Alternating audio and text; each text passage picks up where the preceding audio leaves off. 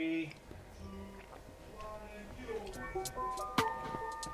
I put it like wow, this that sound. These oaks don't work hard like me, I hope they know by now. Bayo bad, stand my ground.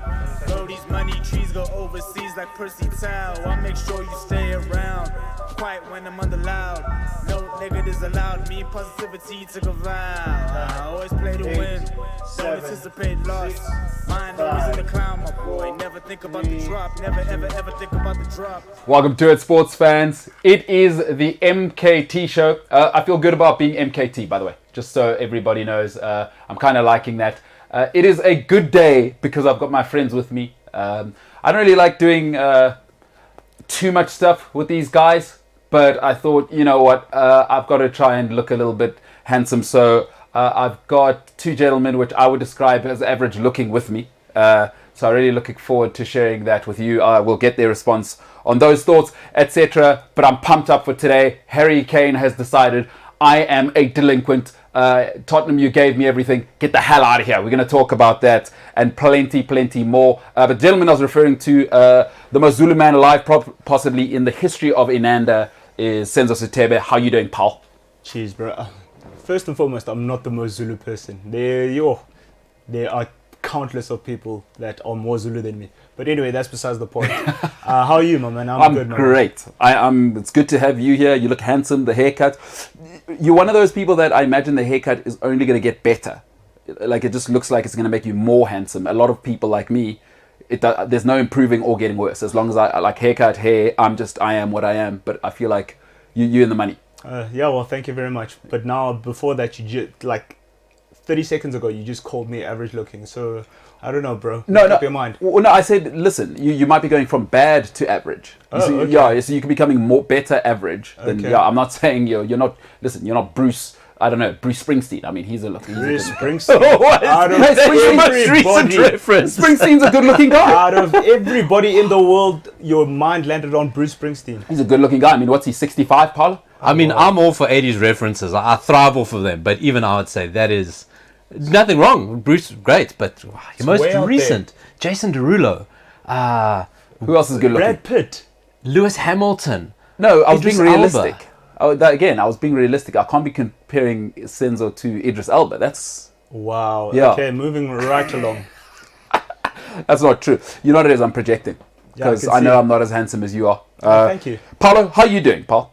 You do actually look pretty good, as just about as good as Senzo today. I'm surprised there's a head there. I had sometimes when you always see people with hats, Yes. you're not sure if there's a head. Wow. Like, I remember a guy knowing we used to play soccer around this place, and he always wore a cap. Always. Like, I only ever saw him in a cap. We were convinced he was scalped.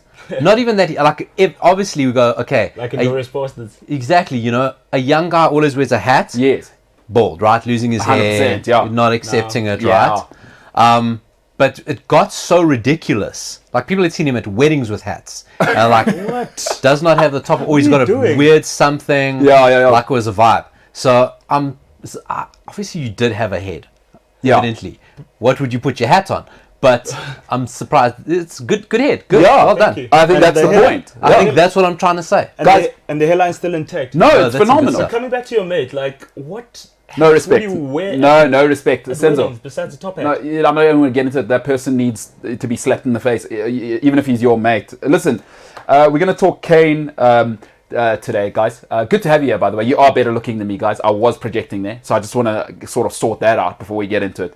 That was about me. That wasn't about you guys. You guys look fantastic. Like Both we of you. said, you're good looking adjacent. Good looking adjacent. Good looking that. flirt. So I've got tendencies of... Yeah, you got tendencies of good looking, Okay. but not quite Wow. in the. That is same. one of the Looking most adjacent. insulting Good things I've ever heard, and I love it. Yeah, listen, all right, so we've started, and the boys, we're going to talk Kane, we're going to talk, we got Spike in today, we'll talk Formula One, we'll do social media, and then we've got a person who's the size of a human house, Flip van der Merwe. We got him as well in. So packed show today, 2 guests, we got everybody in house, really looking forward to it. So the MKT show, that and more coming up after this.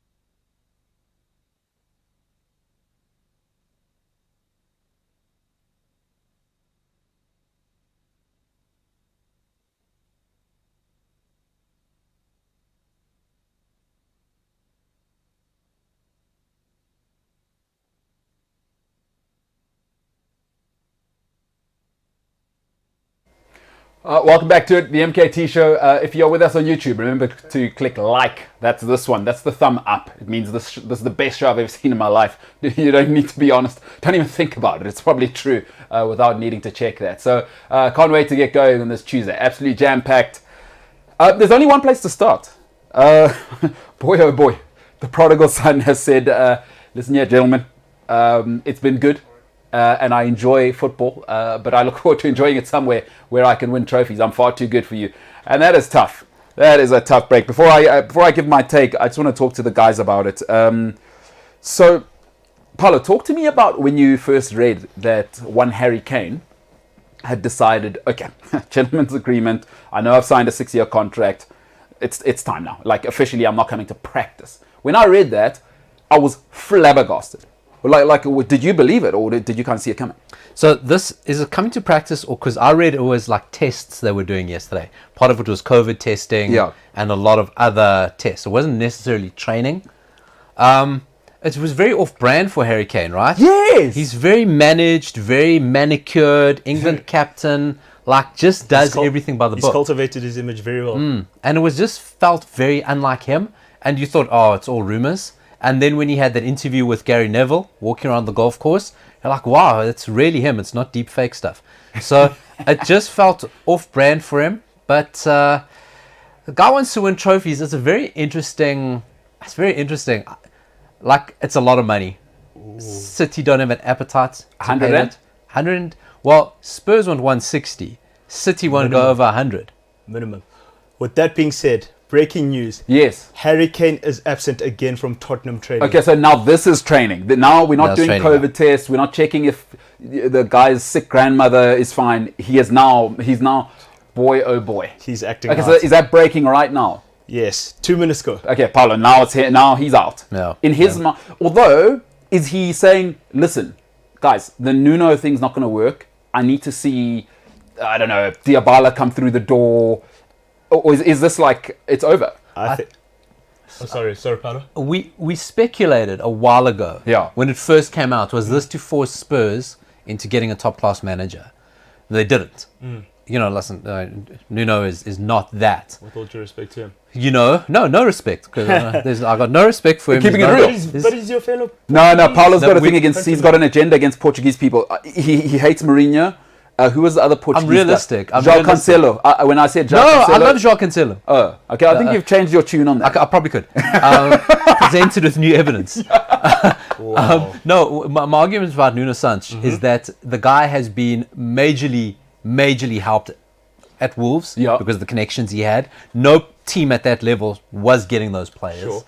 If he had to lose his job, and the big 3 jobs in Portugal, even the national team, he's nowhere in the running. Yes. That's just his reputation. He had a strong Porto team that had really top-class players. He did nothing with them. Bombed out Valencia, just bombed out everywhere. And Wolves is a product of that contact book, right? Yeah. So was Harry Kane trying to sniff out a big manager? He didn't get that. It seems like a point where this is like done now. If you go back, but he's prodigal son, so you love Harry Kane.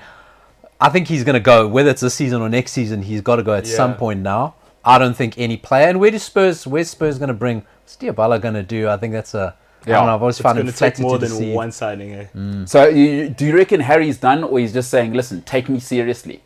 He wants to win things. He's tired. But what does that mean? Spurs I want to win here. Spurs are further away from trophies than they've ever been. Ever. They with Poch, you kind of saw that they were going in the right direction. Now they've regressed. Things are bad. Jeez, they threw away the league when Leicester won it. It was theirs to win. Champions League final bombed out, and at that point was time to break out that team and start again. You know, they kept dragging it, bring Mourinho in to win anything. That didn't work, and now they've got to start the rebuild. The money's going to be huge, but I mean, again, what Spurs do, if it does happen, why do they wait till the absolute last minute? What's 160 million in your pocket 3 or 4 days before the transfer window closes? It doesn't exactly. Well, I mean, the season starts because you know what Levy's going to do now, right? Is Daniel Levy doesn't play those games, so he's probably said what 160. That's what Spurs have said. And didn't he just sign a 6-year contract? 6 years. What was Harry Kane doing? Well, it's all fun and well when you're sitting there, Harry Kane, 6 years. Okay, Spurs don't pay that much money, but I mean, you know, he was happy to sign that then. protect himself. And I go, oh well, that very same thing is blocking you from actually there's no market for you except City. Which City have also been very quiet. They've rightly so. 100 million as well. What happened to FFP, by the way? Are we just... Is No, that, it's relaxed. I've heard a moratorium. It's a joke. No, it is relaxed, though, but it is relaxed because of COVID. Was it ever strict though? Nah. But there were ways around it. Yeah. So for me, it's the Harry Kane thing's an interesting one because I was asking Senzo yesterday. We were chatting in the office, and I said, "Do England now drop him as captain?" Because, like, when I think back to the whole England brand, is who was it? It was Beckham. It was Terry. I guess he had his stuff, and they stuck with Terry because Terry who was Shearer. Yeah, they Shearer like was the the clean first. image. You know, they're not into like Roy Keane. They're not into that. England have always clean cut Becks. Absolutely. You know, even Terry, captain, leader, Steven legend. Gerrard. You know what I mean? I don't know if they're going to love this as the Three Lions. But look, when Rooney was captain of England, he He had a lot. Okay, Yeah, so it's fine. Harry Kane's actually the bar solo. Listen, players are allowed leaving. No, But 100%. if players want to leave clubs, you know, he's allowed leaving. You know, it becomes a problem if he's picked for matches and he doesn't show up for games. I think there's mitigating circumstances around training. You know, we don't know what's been discussed. But when a player stops showing up for matches, then you got a problem. You've just opened up a can of worms right there. What happens if Harry Kane holds out all of training? Right, I'm training by myself. First game, because Levy's gonna negotiate till the 29th of August. Absolutely. Right. The 11th hour. Yeah. What happens if Harry Kane doesn't pitch for matches? Do you think he's going to be willing to go? That is such a That's good point. crazy, eh? Is that? But that's on the table now because Daniel Levy. We've all seen. First of all, Harry Kane. Sorry, let's go back. When you sign that deal and you talk a gentleman's agreement Or what does that with even Daniel mean? Levy, What does that even mean? dude, you started at the club. You've seen how the guy squeezed Florentino Perez till the last day for Gareth Bale.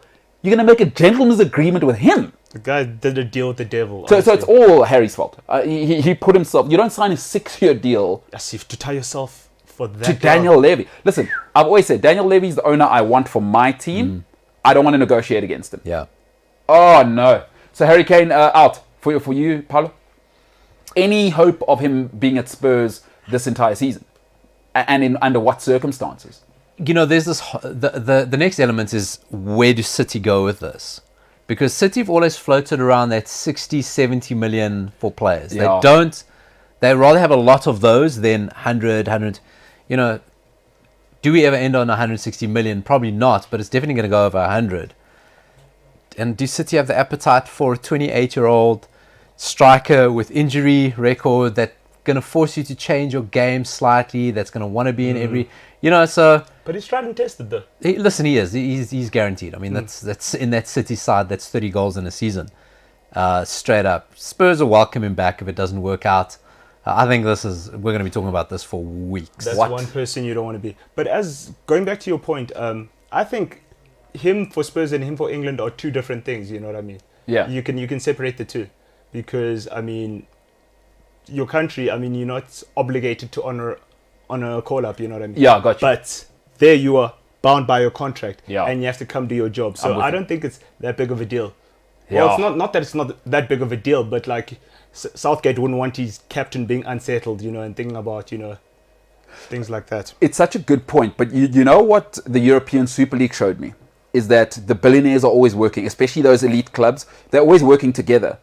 There's no way, because right now, I have no evidence for this, but if the ESL showed us anything, it's that Daniel Levy, Roman or Marina, whoever from Chelsea, the United guys, the Glazers, they're sitting in a room, is you can't afford this.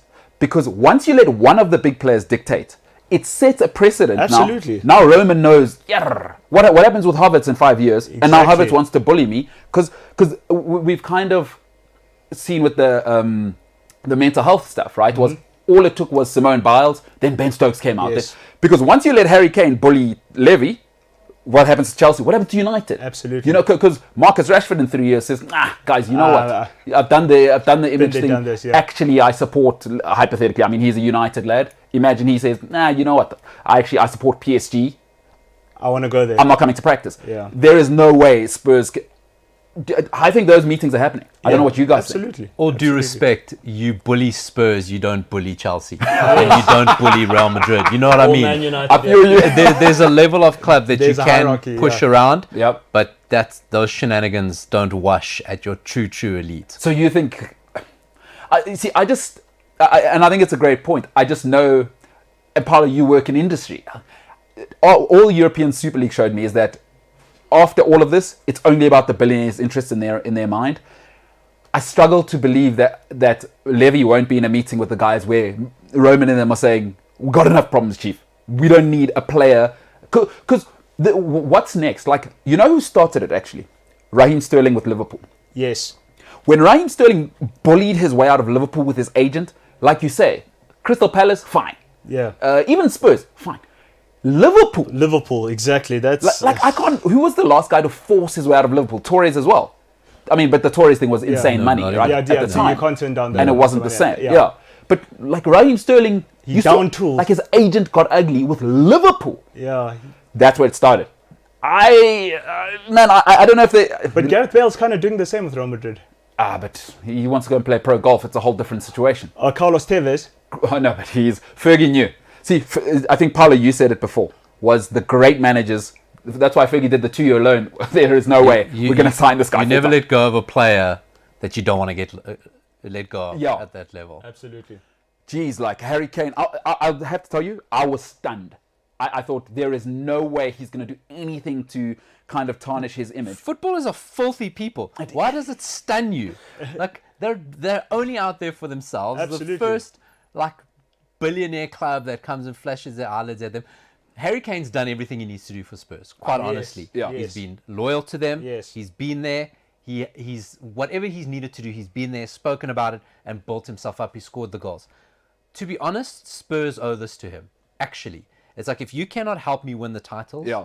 and the Champions League, the things that I need, because you won't invest, and you won't invest because you won't pay those figures, and you do business like that, and you've got the state. That's fine. I've done my bit. Okay, 3-4 years left of my career at this level. Yeah. Yeah. I think Spurs owe it to him to let him go at a price that allows him to go win trophies. Absolutely. Would they prefer him to leave England? 100%. Of course they would. Real Madrid would be perfect for them, but that's not realistic right now. Yeah, exactly. So it has to be local. But I think, quite honestly, Spurs owe it to him. He's given what he needs to give. Great point. Now, there are gentlemen in Qatar, because I don't know why no one's talking about this, Yeah. who own a little club in Paris. A little. They're on the table because you can't have Icardi and who is, I mean, Choupo-Moting 2 years ago. That's not it. That's why you're not winning the Champions League. But then, does Harry Kane really want to go there? Like Paolo said, it's about the money, pal. Because if he says, because you know Daniel Levy, no, we've got an offer and we are happy as the club and you're under contract. Daniel Yeah. Levy will squeeze everyone. that's But I true. think Harry Kane wants that Premier League scoring record. I think he wants to overtake Shearer. So I think it's going to And get also ugly. for him, I feel like for him it will be a big failure on his part if he doesn't win a Premier League. What's at a least bigger one. What's a bigger failure now that you've just brought that up? Steven Gerrard not winning it that season with Suarez or Harry Kane? But Steven Gerrard's got Champions Leagues. That's a good But you've point. always got it. You've got like Alan Shearer again. Oh, he you know? won with Blackburn. Shearer won with He Blackburn. did win it with Blackburn, right? But nothing with Newcastle. You're quite right. He did win Yeah, with so Blackburn. yeah. Shearer had his thing. Exactly, at least one. But now that's what I'm saying is, that is a tough one. Gerrard or Kane. If Kane finishes a Gerrard career, that will be a disaster. But Gerrard's conquered Europe, so that's all I'm saying. That's such a good point, dude. This is going to get ugly because you know what? Chelsea hate Spurs. Levy refused to deal with Chelsea now. We know that. I think it was the post-Willian thing, right? So now what happens if Roman, because they're happy to pay 150 for Haaland. And Lukaku, apparently. At That's this, what I'm at saying. This rate. So now you know Roman's going to go, Let's have a look. Let's see what's happening. what do you think of 130 mil? I know you got Take problems with this Do guy. test the waters. That Because would be that- phenomenal. That is where... But I would as well. Sure! Throw your hat in the ring, just like Absolutely! Well, if just a you- sneaky one. if you're sitting it at 160 million and someone brings you that, you go, well, you didn't say we can't bid. You didn't say 160 million to everyone but Chelsea. What does Levy do? But I don't think Harry Kane does that. That's trouble. You don't know that though. That's You Go don't know to that, Chelsea, though. yeah? that's trouble. The old enemy. You don't know that though. That's trouble. If he goes to Chelsea, that is full heel. That's like I've Yeah, gone from it's- married man, 2 kids to tattoos, Yeah. and I'm gambling for a living in Vegas topless. All in on red. Yeah. But it's the Chelsea striker curse then comes into play. That's got to come into play. In his mind. If you've Especially the number Crespo, 9. Shevchenko, Torres, Especially the number 9s. they're all. Does the curse? Have some respect. Fernando Torres had to leave Liverpool to go to a real club to win a Champions I knew League. he was going to bring that So up. have some I respect. knew he was going to bring I think up both of you need to. one goal. You guys need to have some respect. One 10 men moment. against 10 men. One moment. Torres is the way So around. you rate that goal as worth £50 million? Absolutely. Oh yeah, 100%. Actually, yeah. Money. So it's 100 million By the way, pounds. I also want some respect. Nobody respects Chelsea. We did the double that season with a substitute teacher as the coach. Why do you guys never say that? And we nearly did it again as well with Tuchel. If it wasn't for Tielemans' nonsense. You know, Torres would have been worth more than 100 mil had he scored at Anfield after Slippy G, because he passed the ball. He was like, to Demba Ba. So again, there we go. Just worth the admission price alone. Did we need Liverpool winning the title back then? Absolutely not. Like, listen, Yeah. you saw how they were once they won the single one. couldn't mute them. So Harry Kane, for me, I don't see him leaving. I just don't, because Daniel Levy doesn't operate like that. It's like, no, I've got my plan for this season. If I was going to let you go, I would have done it because longer. like Bale leaves on his terms, Harry, you're going to leave on my terms. Harry's going to be squeezed out, and Paulo, you made such a great point. He's not missing games. Daniel Levy's going to wait it out. Like, you're not going anywhere because it's too late already, Paulo. Haaland's probably involved with PSG, Real Madrid, or whoever where he wants to go. And are there any Mino players at Tottenham? Not that I can think See, of. I can't imagine that We can going find well. out. Yeah. But- So, But listen, by him missing practice, that Yeah. means he's downing tools, guys. But we don't know that. We don't know we- what. Yesterday was test. Yes. We don't know with those conversations. You know, that's what's all spurious. You know, somebody sitting outside the training ground, Harry Kane didn't show up. We don't know why. You know, we can only speculate. Yeah. Maybe he's been given time off. He's, you know, he didn't end the Euros that strongly. He was carrying something. but We I don't know. saw that Harry Kane got fined for yesterday, by the way. That was on Sky So Sports. yes, so he was going to get to training today, and they're going to. Yeah, so he's fined for yesterday. Now, I don't know what that's saying. What it says to me is, Harry, forget it. You're not getting anywhere. You're going to leave on our terms, because we're going to. Not only are we going to fine you, when you come back, Daniel Levy will have a fully printed, laminated contract to say, young man, 6 years. yeah, this is what we did. That's your signature there. my Yeah, friend. yeah. That handshake, I don't remember it. You told Gary Neville there was a. COVID, we can't shake hands. You know what I mean? There's no gentleman's handshake in 2020. That's what I. So, but for me, ultimately, if anything, if he leaves now, he's going to PSG. He's not. There's no way at this stage. I don't think so. I think he wants that Premier League scoring record. You think so? So what think are the he wants options? United, because you guys are both United fans, and I'm reading maybe United. Is Oli gonna? We're done for this season, guys. Even if we come second next season, Cavani. Look, I'd love Harry Kane, but right now he's a luxury, and not for that amount of money. No, Sam. Not for that amount of money. I don't know. The Glazers got a lot of making up to do to us. Yeah. What? But They you've got a got lot the of money. making up to do. See, Paulo, he's a man scorned. Imagine. Make the bid. I'll forgive you all. How much? Oh. How much are you? How much? 200. 200. Just Come make on. the bid. And No, even two. not my money. European Super League. 200, and you can have the European Super League. You can join Barcelona and Juventus. You can make noise. With open Oh, arms. I love that. 200, European Super League's back. There we go. No, Do not outdo. he's a Do not reasonable outdo. man. It's Paulo. Do not outdo Yep. all the Glazers. 160 plus Martial. Yeah. Who wants Martial? Yeah, but that's Tottenham They levels. need him though. That's Tottenham levels. 160. Daniel Levy's having a serious conversation. Are you saying this season? I was saying next season. No time like the present. 160 million pounds. No, there's no way. Hey? Since the checkbook is open, Yeah. might as well. But now what happens to, who's the young left footer? Greenwood. Greenwood. What happens there? He learns. He learns from Harry. Cavani? Huh? Rotation, cups. Hey, bruh. Holy smokes. So listen, I don't think Harry's leaving the scene. You're saying now, No time like the present, my man. you've got a liver, bro. What? Paulo, you in? Harry Kane, 180 mil. No, I mean let's be realistic. It won't happen. It's silly. It's the sort of nonsense diabolical. that United were doing up until now. This new logic that seems to have taken over. I think I'm with you. I don't see Harry Kane leaving. Probably going to give one of those reluctant seasons. Yeah. And go next season. Because it's City or no one. I mean, Chelsea's just a non-starter. It's City or no one. So I would, honestly, it sounds crazy. I would look out for a PSG Mbappe type 200 million overall. You know what they did for Mbappe? You mean for Neymar? was it Neymar or one of them? Neymar and Mbappe. Yeah, it was just like silly and there's back end ridiculous. stuff. Because if I'm PSG, that's the final thing. I've got the fancy tappy boys. I just can't get it right because I'm always with Choupo-Moting in the final. And you don't know if Neymar and is... Icardi and Yeah, Harry Kane, Neymar, especially in yeah. that soft life league. Yeah. Harry Kane plays half the season in... PSG have also been free transfers the whole summer though. Like Donnarumma, Wijnaldum, yeah. Sergio Ramos. Yeah. Hakimi is the only one they paid for. There's very strange happenings there. Yeah, listen, Hakimi, 18 mil as well. Yeah, that's a right back, by the way. Imagine. So they've got the money, and I'm just saying, look out for that rather than... there's no way Daniel... But like Levy- they want to be they want to sit at the table, the They will. Champions League table. So hey, They will. but yeah, I wouldn't rule it out. It's not far fetched. But guys, I just can't see it this season. There's no way, if I've been following Levy's pattern. I once met him, by the way, when I was a junior there. Ice cold. It just like cold. It just looks like that guy is... Listen, He's not here for you. listen. As a manager, you don't want an unhappy guy in your dressing room, Well said. especially if he's if it is the figurehead of your club. Paulo, City, quickly, I don't think Harry Kane makes that much of a difference to Manchester City. It's like, you're already so much better than everyone else. Like, how many more goals can you score in one match? He just scores less. Like Yeah, his well, his like, goals what's go the down by difference in 7. them getting him? Or whether you Grealish, I understand.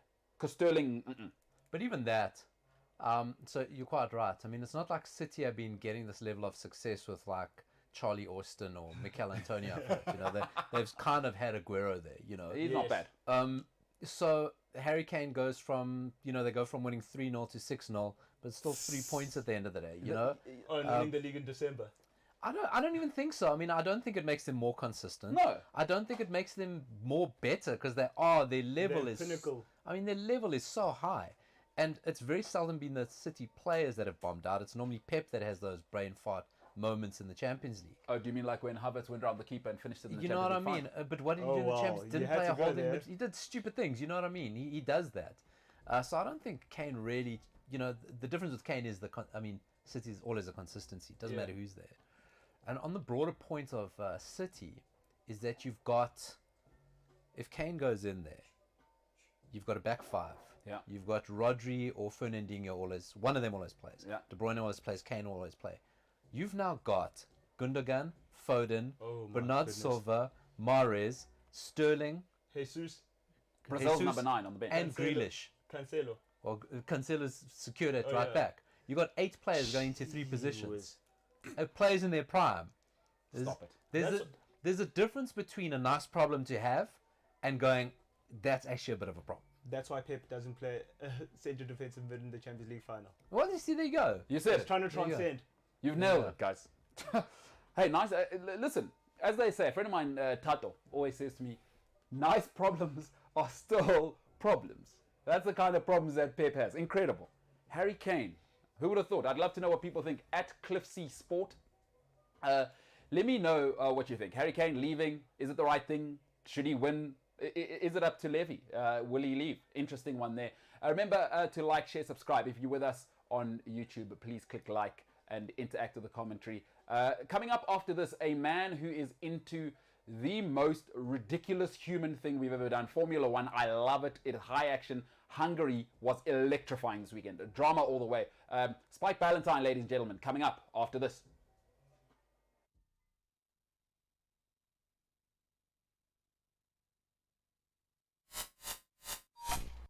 By 30, you got to know, who do I need to stay away from? Who plays into my ego? Who serves me best? Both people, situations, and you got to put yourself in situations to not lose. It's tough to put yourself in situations to win all the time, but by 30, you figured out, hey, I lose in these situations. If I'm around these people, they appeal to my ego and I act a certain way. We've all had a girlfriend going, I don't like it when you hang around with so-and-so. What she's saying is you become a certain type of person. When the boys are around, she doesn't like to be around you. That's a real thing. You need to know that certain people trigger certain things in you. Folks, Eden Hazard is a generational talent. He is a generational talent. You don't have to like what I'm saying. It's true. The things he did at Chelsea, at Lille, generational. Insane. But this is what we do in life. And Chelsea, I do blame my beloved Chelsea for this. They let him get away with it for too long. because we do this thing called production tolerance, right? If you're producing, we'll let you get away with anything. Eden Hazard would be pitching up overweight for many seasons at Chelsea. At the beginning of the season, everywhere he's been for the last 4 or 5 seasons, I'd look at Hazard and I'd go, is that guy powerful, or is that Christmas pudding? He was always overweight at the beginning of the season. And he got away with it. And again, it's this new mindset of, if I'm talented, they'll let me get away with it. It's the new mindset. The young kids, I work with young kids now, this is just what they think. They think they'll earn the respect just by pitching up.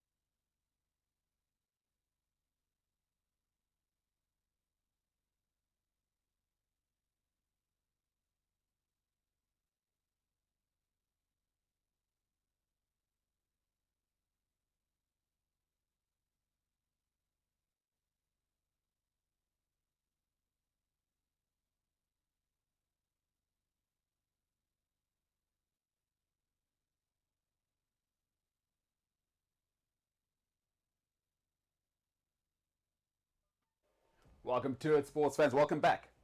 It is the MKT Show. I'm actually MKT. There's a massive sign there with my name. It's below. It's below here. It's below here. You saw it just now. I love it. It's feels good. Feels good. 3 letters. That's me. I'm that person. Right now, we're going to talk to a man who, last time I saw him, he had possibly the greatest beard of all time. We're just making sure that we got him.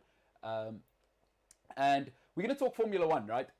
This last weekend, in terms of drama, and it'll make me watch it, because they watered the pitch, which I always say is what you need. You have to water the pitch in Formula One, otherwise it's a snore fest. So that happened, and then there was just crash, boom, bang from the first sort of turn in the whole thing. That is racing. That is what we call in the biz elbows out racing. That's what I'm all about. Ladies and gentlemen, joining us now, a man with a fantastic beard, very, very Scottish human being, sound guru, just all-around car guy. Ladies and gentlemen, Spike Ballantyne. MKT, are you well? Oh, Spike, you look phenomenal. Can't really hear you in here, but you look great. Can't hear me.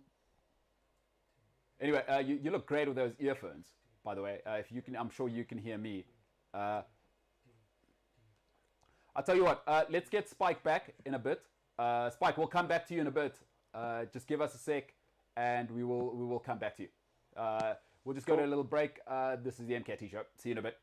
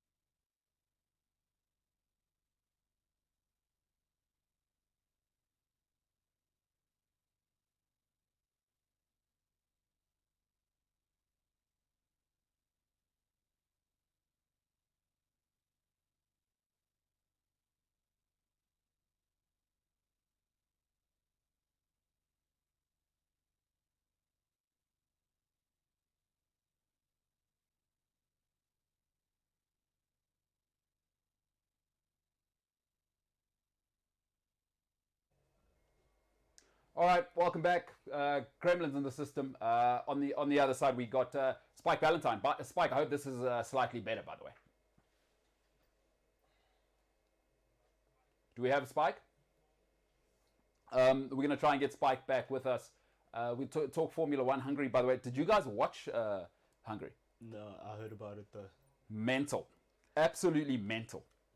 Are you into it, Paulo? You know what? Like that whole Vettel story to the end. It's Yeah, like, what is going on in Hungary? Like, as a country, like what is happening there? Like it's unbelievable. And what does Vettel get? What was it for? The fuel sample. Yeah, fuel sample. The short on the fuel sample. Okay, nothing to do with like what he was wearing. The statements he made. Fuel sample. So somebody. But just the whole thing. Like, not only is it the fuel sample, but you got to get the shirt or whatever. Like, just the whole thing, right? I'll tell you this much for free though. Whoever Lewis Hamilton Sangoma is, Strong. Vanda magic. All right, I think we got Spike back. Spike, are you with us? Am I with you? Yes, you better believe you're with me. Hooray! Thank you very much. That's excellent. How's everyone doing in the studio there? No, very good. oh, we're good, Spike. How are you? Alive, breathing. I've got the boys here. Good. Talk to me about the blue earphones. That's nice. I like that. These are my traveling headphones. So usually when we connect, we're comfortable. Well, I'm rather comfortable at home in my office or in my studio, and those are my headphones that I keep at home because those are my home headphones. These are my traveling headphones. So when I'm out and about on the road, this is what I use. Scarlett Johansson and America Ferrera, I think, had traveling pants. So it's kind of a similar thing. Not sure if you saw the movie. It did unbelievably at the box office. Yeah, I didn't see the movie, but I understand the concept. So okay, all right. So similar thing. Listen, Hungary as a country right now, that was everything that Hungary is right now. It just got epitomized in that Formula One race. It's an absolute banger of a race. Drama. Talk to me about it. Yeah, it was certainly after the explosive events of Silverstone at the last race, where Hamilton and Verstappen had a coming together. People thought, oh well, that's probably the high drama for the season. But this race was dramatic for a number of other reasons. It was just a wonderful showcase of Formula One, and if anybody had to be introduced to Formula One by watching that race, I think they would be fans for life. It just had a bit of everything. It was magic. Yeah, it was absolutely phenomenal. Look, before the race, I mean, as you said, Silverstone and all of that, there's no way even trying to drum it up like that from that drama. My God, there is no way we could have ever imagined that we got what we got. I mean, let's start off, obviously, by, turn one kind of set the platform for where we were going to go there. Absolutely out of this world as a start. Yeah, it was. Personally, it's not the kind of start I like to see in Formula One. I get why people love it because it just adds the unknown elements. But these are the best drivers in the world, and you don't want to see them collecting each other en masse like happened turn one at Hungary. So from a purist point of view, I'm not mad about the way it started, but the result that came out afterwards was, it really did make the race. There was a misjudgment by Valtteri Bottas and Lance Stroll. They were the kind of prime protagonists in kicking the drama off. Valtteri Bottas basically, the track was new to wet. It was the first time they'd gone to that corner in those track conditions, but Valtteri Bottas outbraked himself basically and just slid into the back of Lando Norris, who then punted out, I think, both Red Bulls. Dan Ricciardo was mixed up in it. And I think it was Lance Stroll who took out Charles Leclerc. It was just carnage, and the result was a radical reshuffling of the starting grid with all the people who dropped down the order or who got punted out of the race. So we came to a red flag situation with Lewis Hamilton still in front, but then some surprise runners behind him. Yeah, listen, I mean, where do we go regarding that sort of thing? What is the protocol there? Because he's going to get, what, a 5-place sort of demotion on the podium next race? No, 5-place grid penalty so it means wherever he qualifies next race, they'll add 5 grid slots to 5 grid positions to his qualifying position. And yeah, it's a penalty, and the driver feels it, and it's not a great penalty. I think there's other fallout from it. The one is that Valtteri Bottas. There's been a lot of talk. The talk has been ramping up recently with Valtteri Bottas' future. Is he going to stay at Mercedes? Is he going to be replaced by George Russell?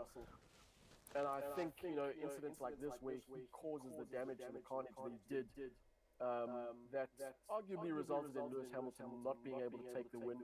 I think that doesn't bode well for his future at Mercedes. He might have outbraked himself out of a Mercedes extension for next year. So that's the one side of it. The other side of it is that it's raised a very interesting question. In that the teams are facing a cost cap. They've only got $145 million to spend in a year, only. But that includes any damage repair. So Red Bull, for example, that cost them $1.8 million, that accident. And that comes out of their cost cap. And that's $1.8 million they can't spend on developing a car or things that would help them win races. And now they've suffered again. They've got a situation where they have got potentially 2 engines that they've got to replace. And never mind the damage to Max Verstappen's car, who lost the right-hand side barge board, which is a significant chunk of carbon fiber and worth a lot of money. Jeez. So the teams are now dealing with this aspect, and Matteo Binotto, the Ferrari chief, coming out and saying, well, if other teams cause accidents, they should be liable for the cost. 100%. 100%. It's something the FIA needs. Yeah, the FIA will have to consider it because it's a valid point. Listen, if my sister crashed my car, she better believe she's paying for it. What are we doing here? Is this the United Nations? We want to go and have a drum circle. 100% the other guy should pay. Like, it doesn't even make sense to me that it's a conversation. Yeah, exactly. Yeah. So it's not going to happen just yet, but as the final conversations around cost caps come towards the 2022 season, it is something that the FIA might have to consider. And in that case, then there's the knock-on from it is it's a good idea and a bad idea, because let's say the team decides, right, the FIA decides, fine, what we're going to do is, if Mercedes takes out McLaren and 2 Red Bulls, then Mercedes can pay for the damage. Then Mercedes says, well, screw that, it wasn't us, it was our driver. And they say to Valtteri Bottas, well, sorry, that $3 million or whatever is coming out of your contract. Oof. Which is also a fair call.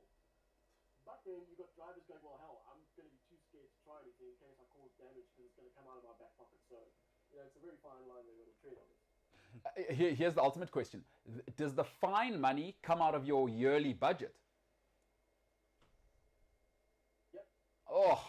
The fine money or the repair money? Yeah, well, like now, whoever gets fined, let's say they look at whoever and fine whether the team or the individual. Does that come from the team's budget for the year?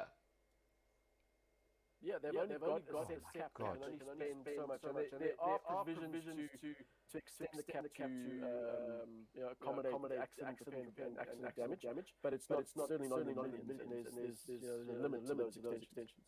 Got you. Hey, I got the boys with me in studio here. I got Paolo and Senzo. Senzo, what you got for Spike, Pop? Spike, my thing is, how do you think Nico Hulkenberg feels? Everybody's just getting a maiden Grand Prix win. Now he's just like, what's going on? Spike, I tell you what, before you answer that, we're going to come back to you in a little bit. We just got to sort a little gremlin out. This is the MKT Show. Take a break. Spike, stay with us. We'll see you on the other side.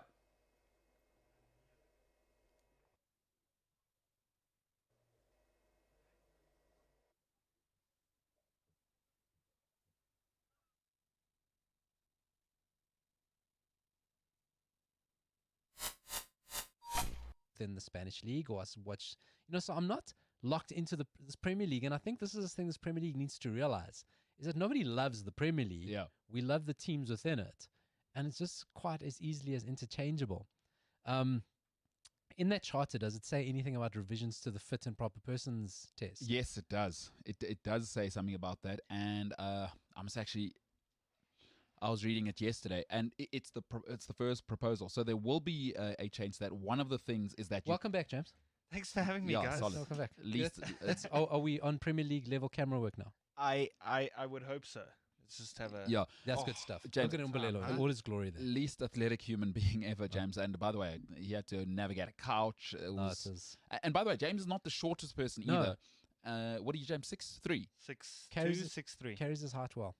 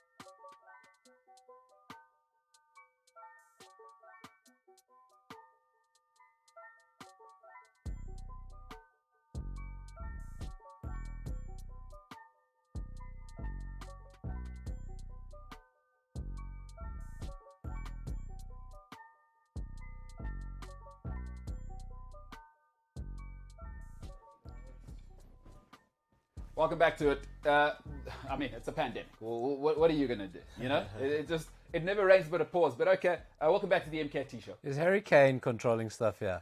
Did Harry It Kane is not Harry show up? Kane. He Harry heard us. Kane was supposed to. He just didn't show up today. It's It's a Kane-demic. It's a Kane. Kane-demic. Hurricane Harry. Hurricane. trademark that. Both of those were making millions. Kane-demic. Kane-demic. I'm going to write that down so I can trademark that immediately after this show. Kane-demic. Oh, Hurricane. Hurricane. This is why you have friends. Hurry, but it's Harry Kane. This is Hurricane. This is how you change society. These are things here. These are big ideas, you know. A lot of people get into the details. That's not me. I'm what you call in my biz a big picture guy. I'm not really into the nitty gritty. Harry Kane, you say? Man, it's a Kane-demic. All right, listen. We might as well get into it. Harry Kane has got to be all over the socials right now. Let's do a bit of social media. So before we get into it, to those of you at home, if you are here for Spike Ballantyne, he will be with us after the break around 1:30. We'll finish off the show with a little F1, but for now we'll talk a bit of socials. Senzo, what you got for me from social media? Well, the man making headlines, Harry Kane. Yeah. So he's acting out. So the statement from Tottenham and his people. Let me just find it quickly. Wait, so he's made a statement as well. Yep. Well, it says Harry Kane 31 minutes ago. Kane set to return to training at the weekend. Sky Sports Gary Cottrell. We are now hearing he probably won't turn up for training on Thursday or Friday, but he's planning to return this weekend. And quote unquote, he doesn't want it to go on and on. He just wants to make it a protest and vent his frustration. About what? Well, no, you can't He's just... acting out. He's downing tools. So is that all he's saying? He's protesting, bro. About what? He's striking. What is it about? No what? trophies. But it is, he's the leader of the team. Score more goals. He's a striker. Show up when it counts. He's striking. Leicester guy, try to wait. hand you the title. Hold on here. He's Hold on. striking. Hold on. This is the football equivalent of looting. He's a striker. He's striking. He's striking. Okay, no. I was going to overlook that. I mean, Bravo. You clip striking. that. Hey? You clip that bit. That's That's a content. TikTok. That's content. That's a TikTok. He's striking. He's a striker. Senzo, you are doing it today, bro. Well done. As you would always say, you are doing it You have to today. give Well the done. people what they want. Fresh haircut, Yeah, but he comes out sharp. I'm telling you, You know what I Harry mean? Kane, striking. This is quality stuff. You know what? I get there was a lot of buzz about you just from people in general. Oh, my I'm starting goodness. to see it now. I heard it. I It was get very what it is. underground. I but get it. Yeah, I've heard the buzz was very far underground, very Uncle far. Vinny style, but then But I see what the buzz is about now. Harry Kane and striking. If you know, you know. Protesting about what, Harry? That thing that's sitting next to you. For trophies. Like, imagine That's Matt Letizia. just- Is this That's where we are now? ridiculous, man. So that's an official line from him. He wanted to make it a protest. So he wants to go. So he hates being super rich, super well paid, being the most beloved man. at and his football club saying you can go for this amount. Yes. You know, What's he We'll let protesting? you leave. but, But I want my we money. want this amount. You know, that's why I don't understand why the Premier League clubs have never put buyout clauses. Yeah. I think it's just such a tidy way of dealing with things. If you want him, you pay his buyout clause. Done. I think it's the anniversary of Neymar doing just that. PSG gave him 220 million. Yep. Buy yourself out your contract with Barcelona. Here's the money. Give it to Barcelona. We'll get it back. It's nice and clean. I You think know, it's tidy. I think it's for that reason that people don't put in buyout clauses because of what happened with Neymar. Because once a buyout clause has been met, like Yeah, but that's mad though. I mean, I don't think anyone ever expected to meet that buyout clause. once You know what? you don't know when this opportunity. Nobody is gonna- expected Platini to sell football to the Qataris. Absolutely. That wasn't in the business model. Like Man City, you know, England is still really rigid with rules. Like so, because Sheikh Mansour in reality probably wants to unleash. Yeah, she's. But because England has rules, whereas in France, when Platini and all of those guys sold They were like, football "Have it." to the Qataris in the most revolting fashion ever, I mean, Blatter's got to take his blame as well. You know, that whole cabal. Who's the other slime ball with the glasses? Falker. Falker, the one Falker, that yeah. came to Jerome set up Falker. shop here. Yeah, And, the- fleeced Safa for months. Yeah, That guy. the former Secretary General of FIFA. That Sepp holy yes. him Blatter Platini started this because at no stage was an oil state, because it's always the fear, right? An oil state comes, Yeah. because that's who owns. Let's be very clear about Absolutely. what's happening. Is nobody can afford 450 million for 2 players unless you're unleashing That's ridiculous. that money. Is that Man City probably want to unleash? Like the Sheikh Mansour is dreaming of the day where Watch. imagine Sheikh Mansour had come when Roman came. You know, when you could. That'd be phenomenal. Clash of the Cash. El Clasico. That's what I'm El saying. Clasico, sorry. And he can't do it in England because England, you know, they don't play. Imagine revenue. They'll be like, no, in Spain, we don't do that here. Chief, we don't, hey, We what kind don't of do stuff? that here. We pay our taxes here. Yeah, that's exactly. We pay our taxes. Because like you can do it in France because taxes are a suggestion. For Italy, it's a suggestion. True. You know, Leo Messi, bless him, but again, there's another guy who avoided taxes. Ronaldo. Some people are saying he left Spain because they wouldn't let him off. The Spanish courts. Mourinho as well. Mourinho. But how many? I can keep going here, right, Paolo? It's not like... So in England, you just can't unleash like that. It's like... Brexit is real. It bro. wasn't in the business model for all of the oil to come and just 220. Is that all? We don't do that Barcelona, shit. Barcelona didn't plan for oil. Just, hey, here's an oil rig. What do you guys think of that for Neymar? Excellent. Let's do it. Have it. Azish. No, that wasn't. You can't. What business plan has that? Even at Harvard Business School, they don't go oil wealth to replace you. Should be like an asterisk at the bottom of every page. Because the whole world needs Except oil. in case of oil well. Yeah, that's it. Yeah. So Null the in plane- case of oil well. So that plane that he's going to fly in to come do the medical, what do you Okay. think that runs on? Yeah. Listen, Harry Kane. Come on. Downing tools. Yeah, just find him, and you know what? Now Levy makes him stay. Maybe even let him practice the beating for a week and watch that happen. Because there are people in life you can look for trouble with. There's just some people don't. I'm still not sure that Elon Musk and Daniel Levy are human beings. There's a little robot inside their head that the algorithm just doesn't favor you as a human being. Number one rule of life: never pick a fight with somebody with more money than you. That is such a great rule. That is. Never get out of bed.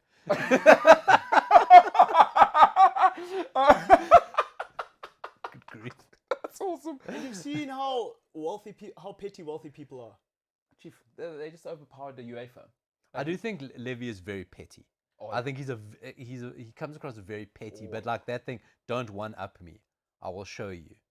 I mean, he forced Real I Madrid. still own you. No, he's okay. So Harry, all the best there, pal. What else you got for me, Senzo? Well, yesterday Wade van Niekerk, a sad story, man.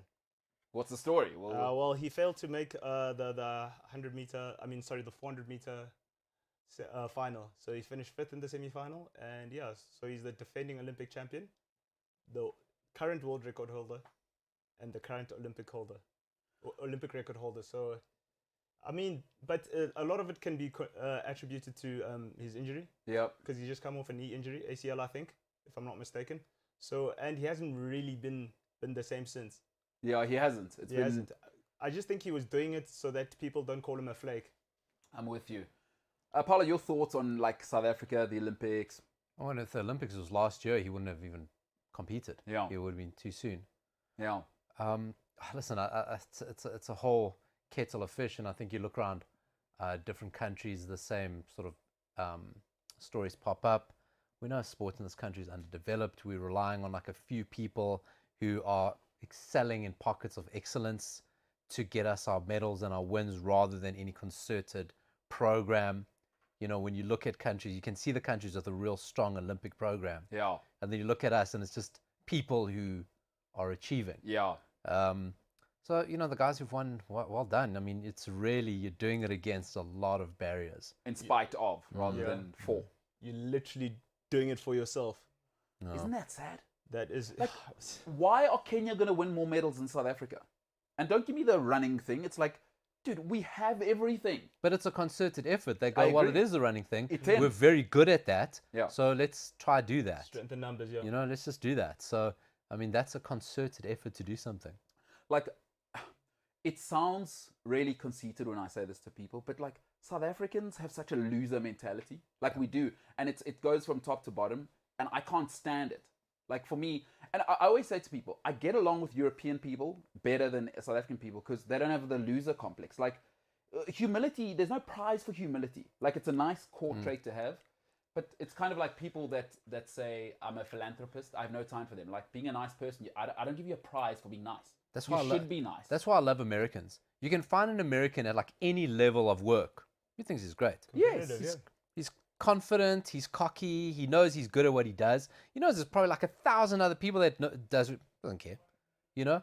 So I like that attitude, which we don't have. We're like, oh shame, oh shucks. There are no asterisks in this life. Only winners and losers. Man, but South Africans will just tell you he tried, right? Like, I'm not into it. Well done. I'm not into it. Like, I'm not into you tried. It's not like, it's not interesting to me that you tried. Everyone's trying. There's a single mother with 3 kids out there trying. Absolutely. She's not getting a prize. She's trying. She does it because she has to. I want to win. Don't tell me about you tried. But in South Africa, it's well tried. And I bet you the outpouring for Wade is like, oh, you know, you gave it a bash and you came back. Next time, champ. No. What if there's no next time? And I don't want to hear about next time. Like, why aren't we trying to win? Yeah, but hey, man. Anyway, it is what it is. All right. There you have other countries giving away their medals. There was the long jumps, the high jumpers. Yeah, let's just share it. Was the high jumpers. They decided, let's share the gold. Yeah, they finished exactly equal. And instead of having a playoff, they don't know, we'll both share the gold. Yeah. Because they understand sacrifice. No, we're just giving it away. Yeah. Italians winning 100 meters. What world do we live in? I don't know what world do we live in. I like that. The Italians are having a good sporting year. This last month. And Eurovision. Win Eurovision. It's the year to be Italian. Yes, they did win Eurovision. No, Eurovision, Paulo, there's a lot of people that don't know what that is, by the way. In the UK, it is massive, Eurovision. You maybe want to tell people what Eurovision is. A lot of people don't know what that is. It's a music event, okay? Imagine like idols, but it's the World Cup of Idols. It's the World Cup of Idols, yes. Yeah. And it's just random European countries put forward a band or an artist or a singer, and they compete. And it's a one night only event, and the whole of Europe votes to find the winning country. The bands very seldom go on to achieve anything. Well, I mean, to this day, the biggest name ever out of Eurovision is ABBA. Wow. Mamma Mia. From the 70s. They won it in the 70s. And they're still the biggest name to ever come out of Eurovision. Wow. But Eurovision is a thing. Italy won it. So Italy are in the mix. Really, Eurovision is the Fabio Grosso of anything. Because Fabio Grosso, did you ever hear about him after he stuck the penalty in the World Cup? And I think Eurovision winners. Like, Eurovision is the... What is Eurovision? Eurovision is the... Find me up. What player? Fabio Grosso. He's the guy. But what player like keeps coming back to England, flops, but blows it away in Europe? Like away. Who? That's a tough one. Who could it be? Memphis Depay. Could be. Although that was one flop. That was one flop. That was a major flop. He had a boxing ring in his house. Zlatan. He did all right at United. He was top scorer that season. Doesn't have a Champions League. No, but that's good. United, you got standards. Anyway, so the Eurovision is, I think it kicked off Italy's dominance. Now they got the fastest man in the world. They won Euros. They've got the best high jumper. So they're just passing the baton. It's a relay. Do you know what? If Italians just paid taxes, they'd be the ultimate country to live in. If they could just learn to pay taxes, are you kidding? Hey? But you said taxes are a suggestion. They are a slight suggestion. Yeah. Hey, that's tough. If the Vatican doesn't have to pay, why should we? I kind of get it. But Independent state. Yeah, the Vatican's its own country. Oh, is that what it is? Don't win in Rome. Win in Rome. Win in Rome. Paulo, always great having you here, Paul. When are we seeing you again? Friday. Friday. I'll be here. We'll ensure that the gremlins... You know what's happened is I've put my gremlin underwater here. That's what happened today in the system. Fed it after midnight. Paulo, great to have you here, dude. It's good stuff. It's good. What did you say? Cane-demic. It's cane-demic. I need to Watch out. Get yourself vaccinated. Not going to work, but... Yeah, there's no bad ideas in brainstorming, Paul. I knew when to cut Hurry up and get yourself vaccinated. I knew when to cut and, guard on top. Yes. I'm like... Listen. Kept pushing it. Hurry up and Hurry up and get vaccinated. Like, that's a reach. I mean, it's a massive drop from striking. Oh, wow. And Harry Kane. Listen, Paulo, look after yourself. Friday at Shelby. Folks, the MKT Show, coming up after this, we'll finish up with Spike Ballantyne and we'll talk Hungary and wrap that up. The MKT Show, see you in a bit.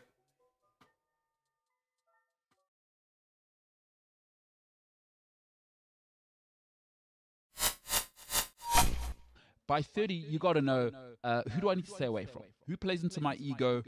Who serves me best? Both people, situations, and you got to put yourself in situations to not lose. It's tough to put yourself in situations to win all the time. But by 30, you figured out, hey, I lose in these situations. If I'm around these people, they appeal to my ego and I act a certain way. We've all had a girlfriend going, I don't like it when you hang around with so-and-so. What she's saying is you become a certain type of person. When the boys are around, she doesn't like to be around you. That's a real thing. You need to know that certain people trigger certain things. Folks, Eden Hazard is a generational talent. He is a generational talent. You don't have to like what I'm saying. It's true. The things he did at Chelsea, at Lille, generational. Insane. But this is what we do in life. And Chelsea, I do blame my beloved Chelsea for this. They let him get away with it for too long. Because we do this thing called production tolerance. Right? If you're producing, we'll let you get away with anything. Eden Hazard would be pitching up overweight for many seasons at Chelsea. At the beginning of the season, everywhere he's been, for the last 4 or 5 seasons, I'd look at Hazard and I'd go, is that guy powerful or is that Christmas pudding? He was always overweight at the beginning of the season. And he got away with it. And again, it's this new mindset of if I'm talented, they'll let me get away with it. It's the new mindset. The young kids, I work with young kids now, this is just what they think. They think they'll earn the respect just by pitching up.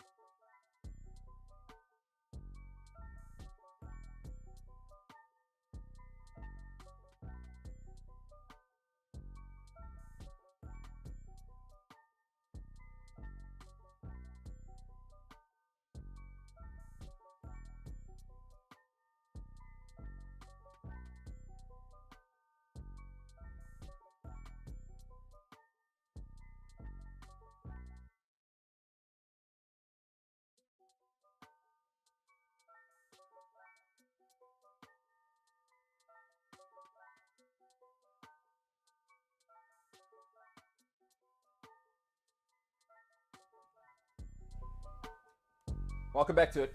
I find myself in a situation now, by the way. I didn't realize this, but unfortunately, I'm now joined by two St. David's guys in the studio. And nobody should have to go through that. I wouldn't wish it on my worst enemy. And, here I am, just being a humble hero to millions. And now I'm trapped in this situation. If you're into the Formula One, we are joined by the finest beard in the game. Spike Ballantyne. Spike, what's happening, pal? St. David's aficionado next year. Yeah, doubling up the St. David's, the numbers here. It's fantastic. We're taking over. Yeah. The St. David's thing, huh? Hostile takeover. Hostile takeover. The Inanda guys, what are you guys going to do? Bring like low-fat rusks and add a latte? Let me tell you. No, you're getting us confused with St. John's, man. Oh, sorry, yes. Yeah. Let me tell you. Yeah? The funny thing about control is you don't know how much that you have until you have none at all. It's never about the king. It's about the kingmaker, is what you're saying. There we you go. guys are okay. All right. Now I gotta watch my back. You know who should have watched his back on the weekend? Was everybody who was in a Formula One car. Yeah, basically anyone behind Lewis Hamilton had to watch their back. If you had a Formula One car in Hungary this past weekend, like, it's tough for me to say, but we always say this about our time. I can't remember just even catching up on a race and there was that much drama, so much, like, not that much happens in one race. It's a while since that's happened. Yeah, it was super eventful, and it seems like you have these times where you have races where not a lot happens, and then you have a race where everything happens. And this was one of those races where it was just drama start to finish, and it was just phenomenal. Speaking of which, let's start at the beginning, because we kind of touched on it a little bit earlier. Yeah. Is in something like that, like, what is the protocol? Do we look for the guy to blame? Like, what were you doing, pal? Yeah, I think it's one of those things where you've heard the phrase racing incident, and the stewards have been really good. They've been good this season of going, you know what, there was contact, this happened, that happened, it was a racing incident. And this is one of those occasions where very clearly it was someone's fault. Bottas got squeezed, he backed off. He should have realized that, he was carrying a bit too much speed into turn one. He didn't, he locked it up and he slid into the guys in front. There's no one else you can't look at it and go, oh, well, he wasn't expecting him to break, or, someone moved offline, or, he lost downforce. I don't think he was carrying that much speed that the error at the front end would have made that much difference. I think he just made an error, and he came out afterwards and pretty much said, I misjudged the braking distance, and I hit him, and I'm sorry. Talk about $1 million mistake, eh? Like we were talking about it before. It's millions of dollars are just, that is the consequences at F1 level, is, wham, I'm driving, I made a mistake. Oh no, $15 million are now my problem as the driver. Surely, for me, who was it that was saying it, like, the other teams should pay? Yeah, it was the Ferrari team boss, Mattia Binotto, who came out and said, if another team causes an incident, then that team should be liable for the repairs of the other cars. Jeez. But in my mind, why is that even a conversation? Well, it's not something that's been done before, because I suppose it then began, in this instance where everyone goes, Bottas, you idiot, you crashed into me. Oh well, FIA goes, okay, cool. Well, he's hit with a 5-place grid penalty. It's not a great penalty for the driver, but ultimately it doesn't really have much impact because you can mitigate that to an extent. So now when you get to a point where you say, Bottas, it was your fault, Mercedes, you owe the other teams $11 million for the damage. Yes. Now it's a bottom line thing in an era where there's already limited funds being able to be spent. So Ferrari's not just going to go, okay, cool. Mercedes is not just going to go, okay, fine, we'll pay over the money. They're not. So then it becomes a thing of, the arbitration of that penalty becomes a much bigger thing because the impact is so much bigger. And then you run the risk of miring the sport in politics and court and, I don't know, it makes a lot of sense. The suggestion that other teams pay for it makes a lot of sense because you've now impacted a team through no fault of their own. Another team now has to recoup the money or find the money that impacts that they would otherwise spend on development. So it makes a lot of sense. But ultimately, to police it and to put it into place, it's going to be red tape and headaches deluxe. But go ahead, Senzo. No, but like the FIA decided to have caps, so they must deal with it. The onus is on them to sort out the red tape and all the. Bureaucracy. Yes and no. The FIA, along with the teams, decided to have a cap. Everybody agreed that the spending in F1 was getting out of hand, and they needed to introduce a cap to make the sport more accessible for those who don't have $250 million. They've only got $150 million. So it was a kind of joint development, that cost cap. So again, my thing is that I don't want to see the sport get mired down in, and I'll draw a comparison. At the last race in Silverstone, Verstappen hits Hamilton. Those handbags lasted for 2 weeks, right up until the Saturday of Hungary. Toto Wolff and Christian Horner were still bitching at each other and about their drivers, about, you know, whose fault was it and what it caused and the damage and why didn't they do this, and this guy was unsporting and he said some unkind things, and that was just a reputational thing. Yeah. You know, ultimately, which it will fizzle away, no one will care. But when you start introducing the fact, oh no, this has cost us $10 million, those handbags are going to last for months, and then that's all that's going to dominate the headlines, and I don't want that. I like Verstappen addressing it and dropping an F-bomb in the interview. We've effing had enough. I've answered that enough times. You have no more questions. Kind of vibe. Speaking of which, did you see the meme of Christian Horner? No. Like the lady that always wants to speak to the manager. Oh, so he's got his hand in his hip and he's in the car and he's got their hairstyle. It's the Karen Horner. Yeah, Karen Horner. But I agree with it. I agree with Verstappen. Yeah. I switched on Friday. It was the first time I was really able to catch up with the upcoming race. And the first thing I saw was Toto Wolff sitting in a chair going, oh, well, they said this. And then they cut to Christian Horner going, oh, well, they said that. And the only reason they're doing that, sure, there's some undealt with issues there and they want to get it off their chest. But the media is also going, what do you think? Yeah, they're loving it. I mean, come on. They love. Oh, just get on with it. Good, Get I on like with this drama. Get on with the racing. Yeah. I'm with you to a point. What I'm saying is, hey, FIA, you're in a collision sport. Like, of the 50 people in your brains trust, put in one more clause. If something happens and you destroy more than 3 cars, you're liable. Maybe it's something like that. Yeah, maybe it's a case of saying if your driver causes more than X amount of damage. Yes. If it's a front end, if it's a rear end plate or a front barge board and it's something that costs £300,000 or whatever the case may be, the team will take the hit. But if it's more than £500,000, then you have a right to go to the other team and go, cough up. Or not even, you shouldn't make it the team's problem. FIA, you should have a department. Excuse me, Mr. Bottas, what do you think? So like insurance. A claims department. FIA should have... This is the FIA claims department. Yeah, this is the FIA claims department. Your call is important to us. Please hold on. Yeah, no, that's what it should. Every time they crash into you. So I will see you Monday morning. Listen, Mr. Bottas, 9:30. Please be available for a Zoom call. There are ramifications. It shouldn't even be a team thing. Here are the numbers with whoever the Chris. This is what you've been charged with. Who's team principal there? Christian Horner. Mr. Horner, you'll take a seat. Obviously social distancing. There's a pandemic. We're not crazy. You can stay at your palace, wherever in Monaco. And Mr. Bottas, we have something to talk about. £15 million must be in this account by Wednesday, or you guys aren't racing the next race. But as I mentioned earlier, the only problem with making it a driver issue is that not everybody earns the millions of pounds. Yeah. So the guys at the bottom of the rung won't be able to afford that. And the other thing is, if the drivers are in situations where they would otherwise attack, and they're going, this is a 50-50 call, I could probably make it, but it might end badly. So if it ends badly, it's going to cost me £1 million. I'm rather not going to do that. And then the racing suffers. And you definitely don't want that. Then we might as well drive with the safety car. Yeah, so exactly. I'll tell you what, Bottas is, you're going to be 5 grid places. That's the most you can punish a guy. But your team is paying. Yeah. And that's your problem. Go and sort it out. It's an internal thing. Then it's not a Formula One. There's so many ways the NFL do it perfectly, right? Yes. There's problems. Excuse me, Mr. Jerry Jones. A Dallas guy has taken drugs or whatever. There's the letter. You can come back to the commission's office. We go and deal with it internally. Yeah. And quickly. Because we just want $5 million. Yeah. Where it comes from, we don't care. You fire the player. It's not our thing. But anyway, that is what it is.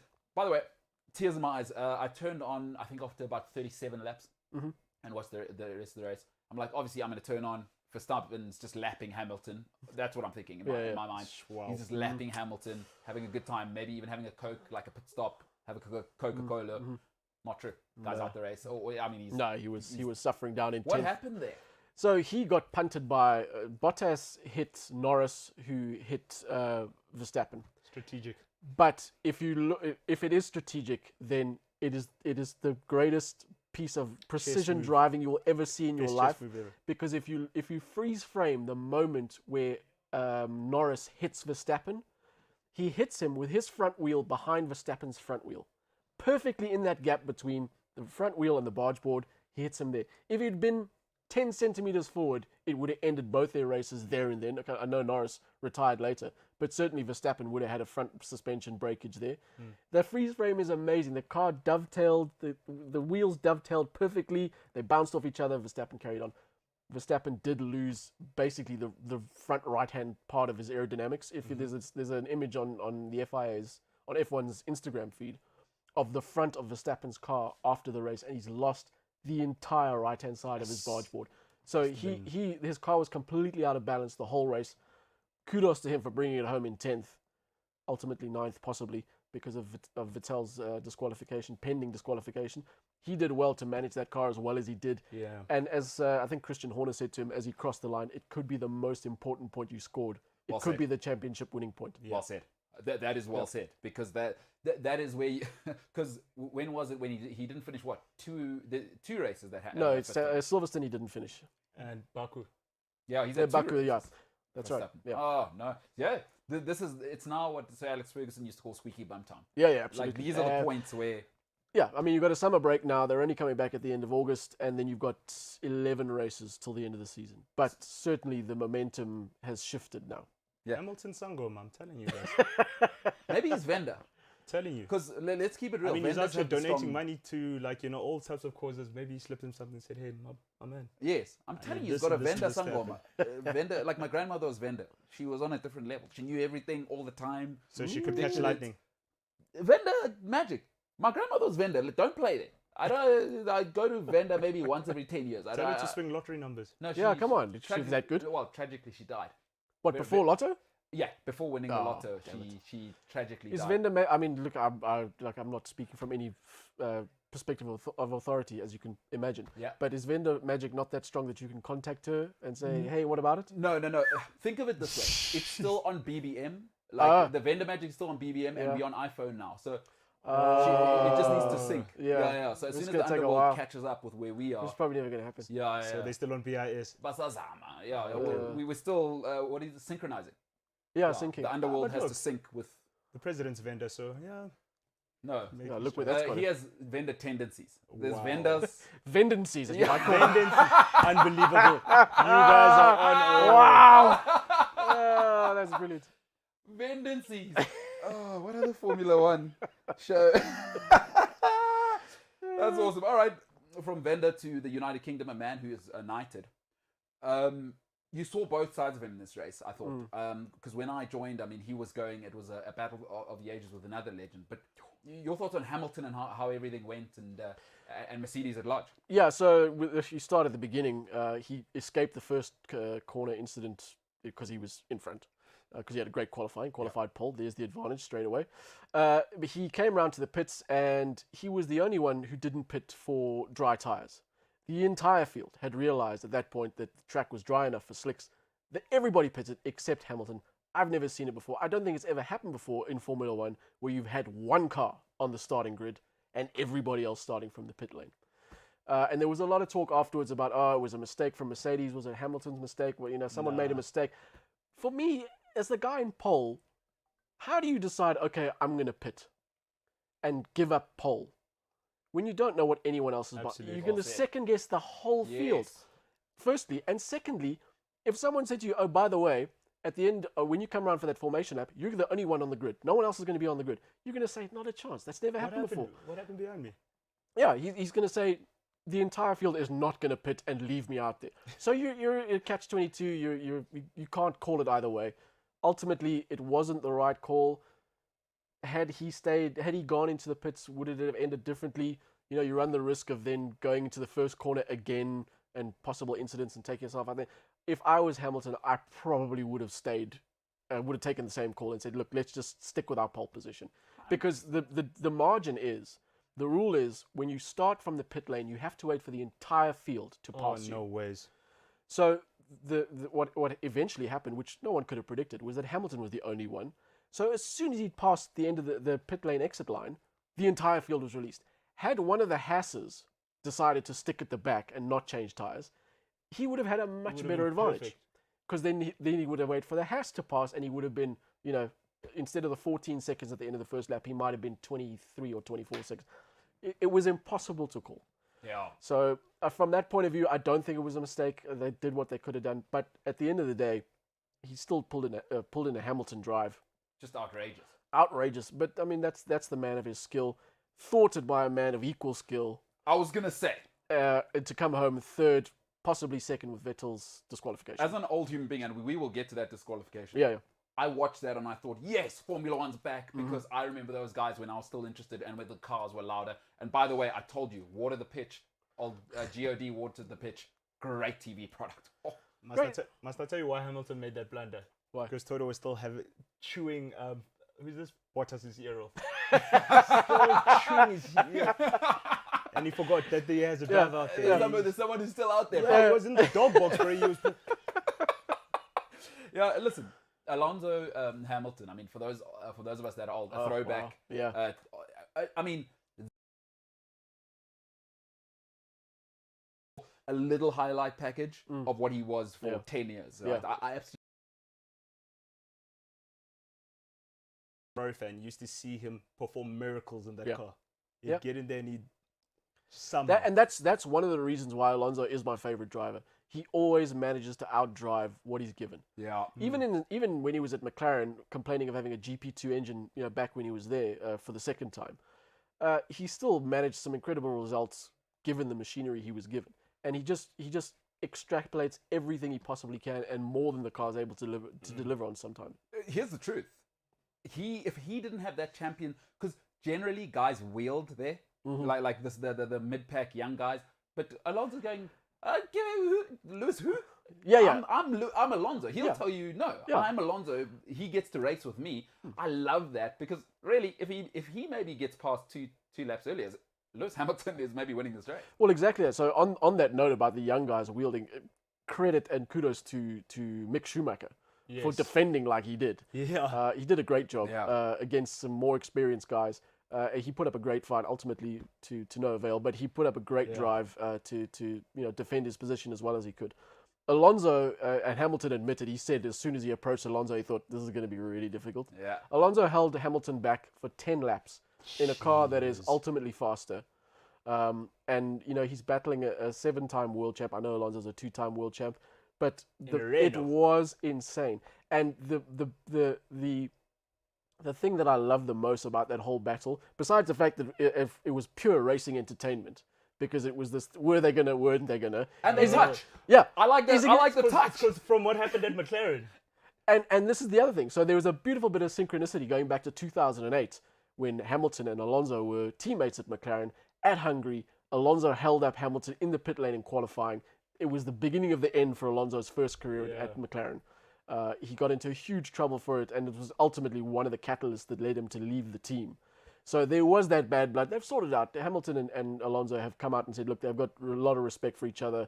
They probably don't send each other Christmas cards, but certainly as racers, they get on now. 7 titles will chill you out. Yeah, I mean, 9 titles. 9 titles between them. It'll mellow you out. Yeah. Once you got 9 titles, it'll mellow you out. But the best thing about that whole battle was the TV entertainment, and afterwards Alonso coming out in typical Alonso fashion and going, you know what? I held him behind for as long as I could. I did think a podium was on, but ultimately I showed Hamilton the correct line around that course, because as soon as he passed me, he took 1 lap to pass Carlos Sainz because he followed the line that he saw me using. My man. Especially into the last turn. Legends. All right, I want to finish off on obviously the story of the weekend ultimately. So we'll finish off on a negative and a positive, but I want to finish off on the victory. Talk to me about Vettel. Where are we there? What actually happened? So Vettel came home second. Phenomenal race for Aston Martin and for him as a driver. He was disappointed that he didn't manage to get past Ocon for the win. He said he was trying his whole race to get past and he didn't manage to, which is surprising for me, but he ended up second.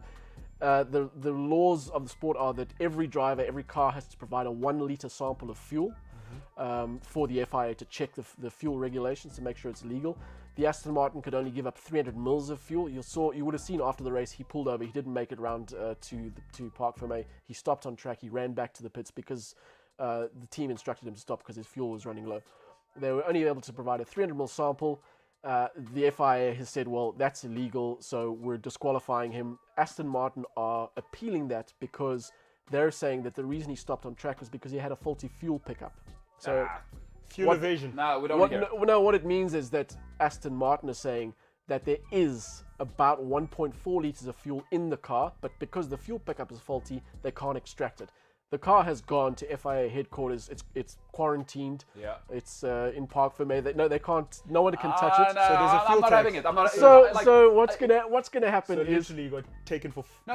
what's gonna happen is that Aston Martin will be allowed to administer the car under the FIA's watchful eye. They will give them a litre of fuel. No. It will be deemed legal, and Vettel will get his second place. You know what it's the equivalent of? It's you know why I cheated on my wife? Because she wasn't there. No, forget it. It's not nearly the same thing at all. Like Watch the every space. excuse in the book. It's not nearly All the right, same this at is all. gonna be a Before we key wrap it moment. up. Yeah, yeah. Sorry, we just got to wrap it up here, boys. Yeah. Ocon, I mean, what a man. Oh, fantastic. Let's quickly wrap So it up good. on that. Especially considering the season he'd had. For him to come back as strong as he had, and I know he lucked into that position to an extent at the beginning, but for him to lead that race from the point he was in the lead, not give up to Vettel, for Alpine to execute that strategy perfectly, for Alonso to do what he needed to do to block Hamilton, to keep his teammate in the lead, it was wonderful. And Ocon fully deserves that victory. It's been a long time coming. Let's go, dude. French driver in a French team. Let's go. As he said, allez le bleu. Allez le bleu, I need indeed. to be Hulkenberg. We're doing waffles next. We're in Belgium. By the way, I went to a mayonnaise festival there. A story for the future. Yeah, I don't want to hear it. No, it's the Belgians are ridiculous. Yeah. But yeah, man. So Belgium next, 29th of August. What are we looking forward to there? I think we're looking for Red Bull desperate to come back and show where they are. I think you're looking for McLaren also to come back. They lost points to Ferrari in the third place battle. It's going to be good racing. Spa always gives it up. There's always the chance of rain there. There's always chance of variable conditions across the circuit because it's such a massive circuit, longest circuit on the calendar. Yeah. You've got potential for half the circuit to be wet, the other half to be dry. You've had many dramas at La Source, the first corner, at the first turn. So it's going to be, I'm predicting a very, very tight battle, and I'm predicting some good racing for that race. Yeah. Spike, you're awesome. I'll take Senzo, you are awesome. Thank you. To all of you at home, you are awesome. This has been the MKT Show. For more of that, Spike the Car Guy on the socials, huh? Take it. Spike the Car Guy. You can go and check Spike out and see what he's up to. Ladies and gentlemen, thank you for sticking with us today. Gremlins, we live with it. C'est la vie. But we are growing. Remember to like, share, subscribe. The podcast is available on cliffcentral.com, the Cliff Central app, Spotify, or wherever you get your podcasts. Ladies and gentlemen, this has been the MKT Show. I am MKT, but for now, we are the hell out of here.